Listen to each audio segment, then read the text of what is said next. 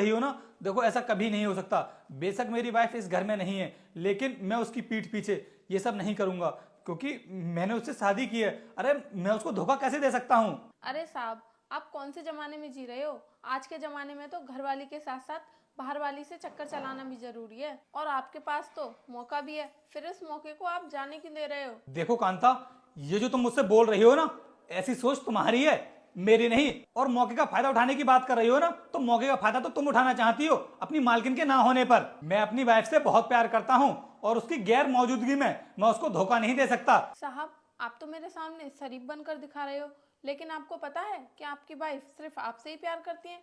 हो सकता है कि आपकी वाइफ का बाहर कहीं चक्कर चल रहा हो। तो मुझसे ज्यादा मेरी वाइफ के बारे में तू जानती है कांता। अब ना तू अपनी लिमिट क्रॉस कर रही है। वो मुझसे बहुत प्यार करती है, और वो भी कभी मुझे धोखा नहीं दे सकती, इसलिए मैं भी उसे धोखा नहीं देना चाहता। आज ना मैं तुझको काम से तो निकालूंगा ही, और उसके साथ साथ मैं तुझे पुलिस से भी पकड़ पाऊंगा, क्योंकि तूने ना हम दोनों के रिश्तों के बीच में दरार डालने की कोशिश की है। तू रुक, अभी मैं पुलिस को फोन करता हूँ।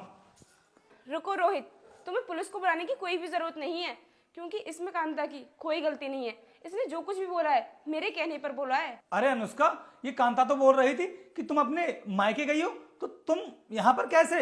और हाँ, तुम क्या बोल रही हो कि इसने जो कुछ भी बोला है वो तुम्हारे कहने पर बोला है?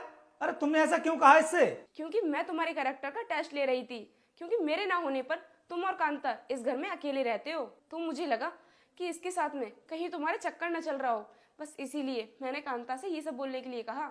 लेकिन आज तुम्हारी बातों को सुनकर मैं बहुत इम्प्रेस हुई कि मैंने जिस इंसान से शादी की है वो मुझे कभी धोखा नहीं देगा। क्या अनुष्का, तुमने मेरे बारे में ये सब सोच लिया कि अगर तुम घर पर नहीं रहोगी तो मैं इस कांता के साथ में चक्कर चलाने लगूंगा? अरे तुमने ये सब कैसे सोच लिया? और तुम मुझे ये बताओ, तुमने हमारी बातें कब सुन ली? जब ये तुम्हारे कमरे में आई तो मैं दरवाजे के बाहर ही खड़ी थी। इसका मतलब अनुष्का, तुम्हें मेरे ऊपर बिल्कुल भी विश्वास नहीं था? विश्वास तो था, लेकिन थोड़ा बहुत शक भी था। देखो अनुष्का, रिश्ते ना विश्वास से चलते हैं, और जिस रिश्ते में विश्वास नहीं होता है वो रिश्ते ज्यादा लंबे टाइम तक टिक नहीं पाते।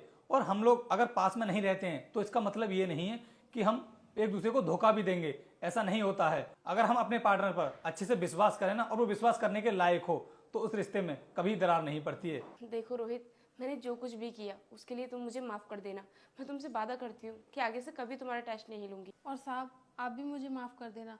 वो तो मुझे मैम साहब ने ये सब करने के लिए बोला था, वरना मैं ऐसा तो आपसे कभी नहीं बोलती। कांता, इसमें तुम्हारी कोई गलती नहीं है। तुमने जो भी किया है ना, इसके कहने पर किया है। सारी गलती तो इसकी है। इस पागल के दिमाग में पता नहीं ये ख्याल कब से आ गया कि मैं किसी के साथ में चक्कर भी चला सकता हूँ। सॉरी रोहित। हाँ ठीक है, अब जाओ यहाँ से।